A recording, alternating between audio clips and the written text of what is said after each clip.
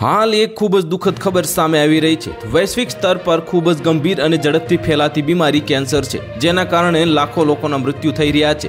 સમગ્ર વિશ્વમાં દર 6થું મોત કેન્સરના કારણે થઈ રહ્યું છે। તેથી જ લોકોમાં કેન્સર નામક બીમારી વિશે સતર્કતા આવે તે ઉદ્દેશ્ય સાથે 4 ફેબ્રુઆરીના રોજ વિશ્વ કેન્સર દિવસની ઉજવણી કરવામાં આવે છે। માવા મસાલા અને ગુટખાના કારણે પણ કેન્સર થઈ શકે છે। આ વાત લોકો જાણતા હોવા છતાં તેનું સેવન કરે છે, પરંતુ આ માવા મસાલાના કારણે શરીરમાં અનેક બીમારીઓ ઘર કરી શકે છે। તો કેટલાક લોકોને આ વ્યસનના કારણે મોઢા પણ ઓછા ખુલતા હોય છે।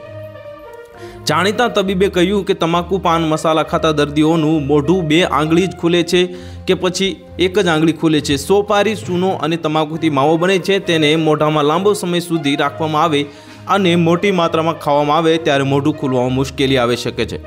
સોપારીમાં એરોક્લોઇન હોય છે, જે ગાલની ચામડીને વધારે જાડી કરે છે, જેના કારણે ગાલની ચામડીનું લચીલાપણું જતું રહે છે, જેના કારણે મોઢું ઓછું ખુલે છે। તબીબે વિગતો આપતા કહ્યું કે દર્દીનું મોઢું 2 આંગળી કે તેના કરતાં પણ ઓછું ખુલે ત્યારે તેને લેટ સ્ટેજ કહેવાય છે। તો હાલ માટે એટલું જ। મળીશું નવી અપડેટ સાથે। જો તમને અમારા વિડીયો પસંદ આવતા હોય તો વિડીયોને લાઇક કરી દેજો, ચેનલને સબસ્ક્રાઇબ કરી બાજુમાં આવેલા બેલ આઇકનને દબાવી દો, જેથી તમને આવા સમાચારની અપડેટ મળતી રહે।